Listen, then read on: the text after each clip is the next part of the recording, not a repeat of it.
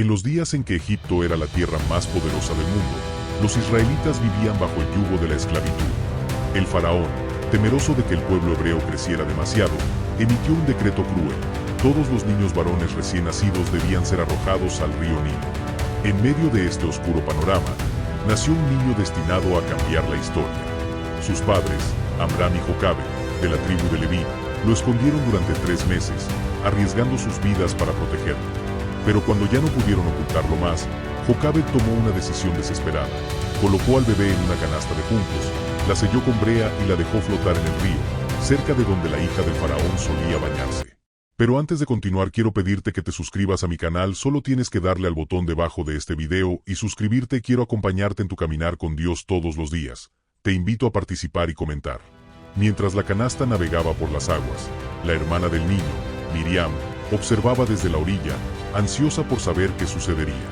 De repente, la hija del faraón llegó al río y al ver la canasta, ordenó a sus sirvientas que la trajeran. Al abrirla, encontró al bebé llorando. Conmovida por su inocencia, decidió adoptarlo como su propio hijo. En ese momento, Miriam se acercó valientemente y le ofreció encontrar una nodriza hebrea para el niño. La hija del faraón aceptó, sin saber que la mujer que cuidaría al pequeño sería su propia madre, Jocabe. Así, Moisés creció en el palacio del faraón, recibiendo la educación de un príncipe, pero con el corazón arraigado en su identidad hebrea. Éxodo 2, 1-10. Este milagroso rescate fue el primer paso en un plan divino que cambiaría el destino de un pueblo. Moisés, cuyo nombre significa sacado de las aguas, creció entre 2 mundos, el lujo de Egipto y la opresión de sus hermanos hebreos. Aunque no lo sabía aún, su vida estaba destinada a ser un puente entre la esclavitud y la libertad, entre la desesperación y la esperanza. Pero antes de cumplir su misión, Moisés tendría que enfrentar su propio desierto, tanto literal como espiritual. Años después, Moisés, ya un hombre, se encontró en una encrucijada que cambiaría su vida para siempre. Aunque había crecido en el palacio del faraón, su corazón siempre latió por su pueblo. Un día, al ver a un egipcio maltratando a un hebreo, Moisés intervino y mató al agresor. Temiendo las consecuencias, huyó de Egipto y se refugió en Madián, una tierra desértica lejos del alcance del faraón. Allí, conoció a Jetro, un sacerdote madianita, y se casó con su hija, Séfora, con quien tuvo 2 hijos. Moisés se estableció como pastor, llevando una vida tranquila pero alejada de su pasado. Sin embargo, Dios tenía otros planes para él. Un día, mientras pastoreaba las ovejas cerca del monte Horeb, Moisés vio algo extraordinario, una zarza que ardía en llamas pero no se consumía. Intrigado, se acercó para observar mejor. De repente, una voz salió de la zarza: «Moisés, Moisés». Era Dios mismo, que le hablaba desde el fuego. Moisés, temblando de asombro y temor, respondió: «Heme aquí». Dios le dijo: «No te acerques, quita el calzado de tus pies, porque el lugar en que estás es tierra santa». Luego, le reveló su misión: «He visto la aflicción de mi pueblo en Egipto, y he oído su clamor. Por eso, te envío a Faraón para que saques a mi pueblo, los hijos de Israel, de Egipto». Éxodo 3, 1-10. Moisés, abrumado por la magnitud de la tarea, intentó excusarse: «¿Quién soy yo para ir a Faraón y sacar a los hijos de Israel de Egipto?». Pero Dios le aseguró: «Yo estaré contigo». Aún así, Moisés dudaba. «¿Y si no me creen?», preguntó. Entonces, Dios le dio señales milagrosas. Su vara se convertía en serpiente, su mano se volvía leprosa y luego se sanaba, y el agua del Nilo se transformaría en sangre. A pesar de estas demostraciones, Moisés seguía inseguro. «Señor, no soy hombre de palabras, soy tardo en el habla». Dios, paciente pero firme, le respondió: «¿Quién dio la boca al hombre? ¿No soy yo, el Señor? Ve, y yo estaré con tu boca y te enseñaré lo que hayas de decir». Éxodo 4, 1-12. Finalmente, Moisés aceptó su misión, pero no sin antes pedir ayuda. Dios le asignó a su hermano Aarón como su portavoz. Juntos, regresarían a Egipto para enfrentar al faraón y liberar al pueblo de Israel. Este encuentro en la zarza ardiente no solo marcó el inicio del llamado de Moisés, sino que también reveló el carácter de Dios, un ser compasivo que escucha el clamor de los oprimidos y elige instrumentos imperfectos para cumplir sus propósitos. Moisés, el príncipe convertido en pastor, estaba a punto de convertirse en el libertador de una nación. Con el llamado de Dios resonando en su corazón, Moisés regresó a Egipto junto con su hermano Aarón. Allí, se presentaron ante el faraón con un mensaje audaz. Así dice el Señor, el Dios de Israel: deja ir a mi pueblo para que me celebre una fiesta en el desierto. Éxodo 5:1. Pero el faraón, orgulloso y desafiante, respondió con desprecio: ¿quién es el Señor para que yo obedezca su voz y deje ir a Israel? Yo no conozco al Señor, ni tampoco dejaré ir a Israel. No solo se negó a liberar a los israelitas, sino que aumentó su carga de trabajo, ordenando que fabricaran ladrillos sin proporcionarles paja. El pueblo, desesperado, comenzó a cuestionar a Moisés: ¿por qué nos has hecho odiosos ante Faraón?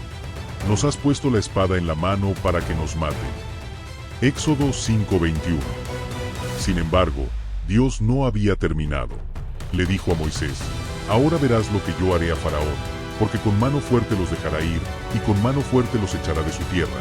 Éxodo 6:1. Así comenzó una serie de eventos dramáticos conocidos como las 10 plagas, cada una diseñada para demostrar el poder de Dios sobre los dioses de Egipto y forzar la liberación de Israel. La primera plaga convirtió las aguas del Nilo en sangre, seguida por una invasión de ranas, luego piojos, moscas, la muerte del ganado, úlceras, granizo, langostas, tinieblas y, finalmente, la plaga más devastadora: la muerte de los primogénitos. Éxodo 7:14 a 12:36. Cada plaga fue precedida por una advertencia de Moisés y Aarón, pero el faraón endureció su corazón repetidamente, negándose a ceder.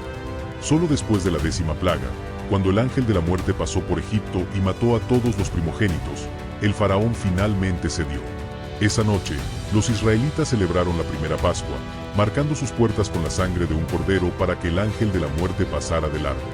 El dolor y el luto cayeron sobre Egipto, y el faraón, desesperado, ordenó a Moisés y a su pueblo que se fueran. Levantaos, salid de en medio de mi pueblo, y servid al Señor como habéis dicho. Éxodo 12:31. Así, los israelitas partieron de Egipto, no como esclavos, sino como un pueblo libre. Llevaron consigo riquezas que los egipcios les dieron, cumpliendo la promesa de Dios de que saldrían con abundancia. Éxodo 12:35-36. Sin embargo, la liberación no fue el final de la historia, sino el comienzo de un viaje lleno de desafíos. El faraón, arrepentido de haberlos dejado ir, reunió a su ejército y los persiguió. Los israelitas, acampados junto al Mar Rojo, se encontraron atrapados entre las aguas y el ejército egipcio.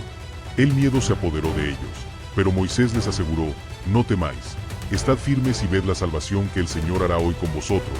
Éxodo 14:13.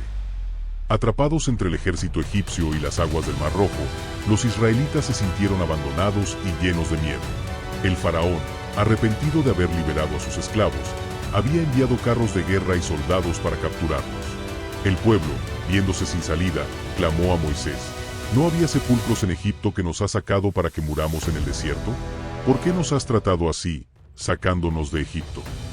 Éxodo 14:11. Pero Moisés, confiando en la promesa de Dios, les respondió con firmeza: no temáis, estad firmes y ved la salvación que el Señor hará hoy con vosotros, porque los egipcios que hoy habéis visto, nunca más los volveréis a ver. El Señor peleará por vosotros, y vosotros estaréis tranquilos. Éxodo 14:13-14. Entonces, Dios le dijo a Moisés: ¿por qué clamas a mí? Di a los hijos de Israel que marchen. Y tú, alza tu vara y extiende tu mano sobre el mar y divídelo, para que los hijos de Israel pasen por el medio del mar, en seco. Éxodo 14:15-16. Moisés obedeció, y en un acto asombroso de poder divino, un fuerte viento dividió las aguas del Mar Rojo, creando un camino seco entre dos muros de agua. Los israelitas, con fe renovada, cruzaron el mar en medio de la noche, guiados por una columna de fuego que iluminaba su camino. Cuando el ejército egipcio intentó seguirlos, las aguas volvieron a su lugar, ahogando a los perseguidores. El pueblo de Israel, ahora a salvo en la otra orilla, celebró con cánticos de alabanza: cantad al Señor, porque se ha magnificado gloriosamente, ha arrojado al mar al caballo y a su jinete. Éxodo 15:21. Sin embargo, la alegría inicial pronto dio paso a las dificultades del desierto. El camino hacia la tierra prometida no sería fácil. En el árido paisaje, el pueblo comenzó a quejarse por la falta de agua y comida. En una ocasión, llegaron a un lugar llamado Mara, donde el agua era amarga y no se podía beber. El pueblo murmuró contra Moisés, pero Dios le mostró un árbol que, al ser arrojado al agua, la endulzó. Luego, Dios les prometió: si oyeres atentamente la voz del Señor tu Dios, y haces lo recto delante de sus ojos, y das oído a sus mandamientos, y guardas todos sus estatutos, ninguna enfermedad de las que envié a los egipcios te enviaré a ti, porque yo soy el Señor tu sanador. Éxodo 15:26.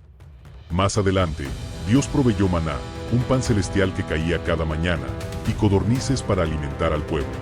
También les dio agua de una roca, que Moisés hizo brotar al golpearla con su vara.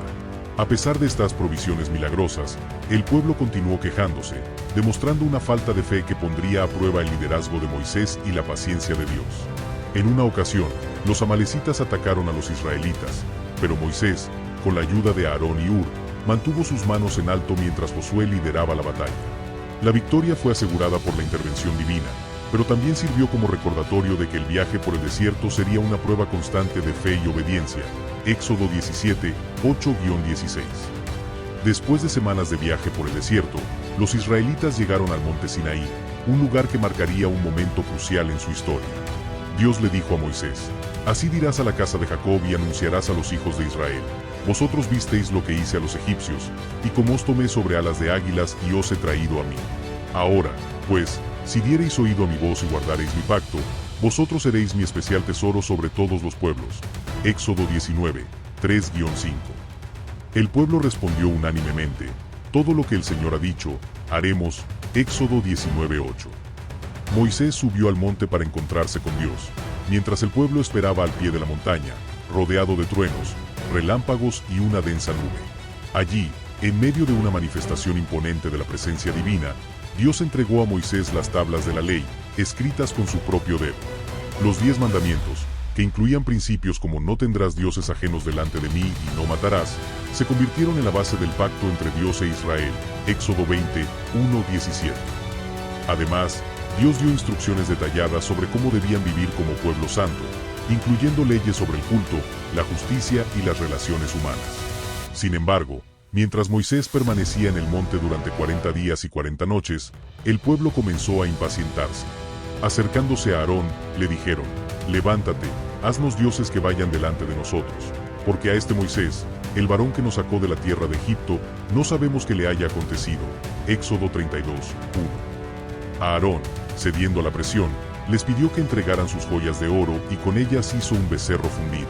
El pueblo, en un acto de idolatría, declaró: estos son tus dioses, oh Israel, que te sacaron de la tierra de Egipto. Éxodo 32, 4. Celebraron con fiestas y danzas, olvidando por completo al Dios que los había liberado.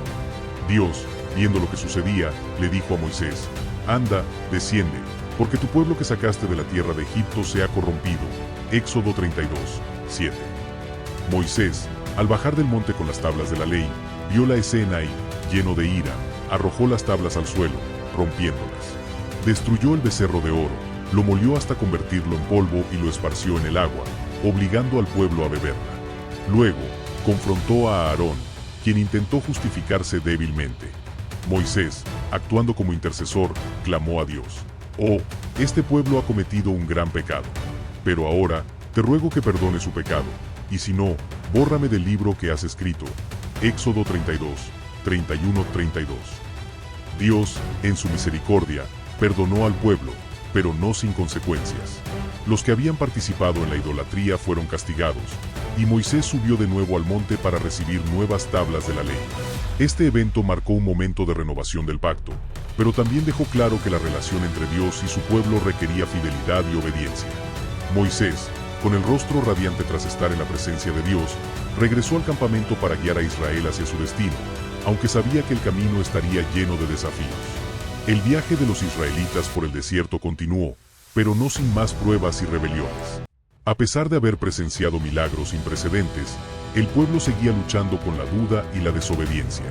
En una ocasión, un grupo liderado por Coré, Datán y Abiram se levantó contra Moisés y Aarón, cuestionando su autoridad. «¡Basta ya de vosotros!», gritaron. «Toda la congregación es santa, y el Señor está en medio de ellos. ¿Por qué, pues, os levantáis vosotros sobre la congregación del Señor?». Números 16:3. Moisés, confiando en Dios, les propuso una prueba. Si Dios aprobaba su liderazgo, la tierra se abriría y se tragaría a los rebeldes. Y así sucedió. La tierra se abrió bajo los pies de Coré y sus seguidores, tragándolos vivos, mientras un fuego consumía a otros 250 hombres que habían apoyado la rebelión. Números 16, 31-35. Este evento fue un recordatorio solemne de la santidad de Dios y la importancia de obedecer a los líderes que Él había designado. A medida que los años pasaban, Moisés enfrentó más desafíos. En una ocasión, el pueblo volvió a quejarse por la falta de agua. Dios le dijo a Moisés que hablara a una roca para que brotara agua, pero Moisés, frustrado por la constante rebelión del pueblo, golpeó la roca 2 veces con su vara. Aunque el agua fluyó, Dios le dijo a Moisés que, por no haberlo santificado ante el pueblo, no entraría en la tierra prometida.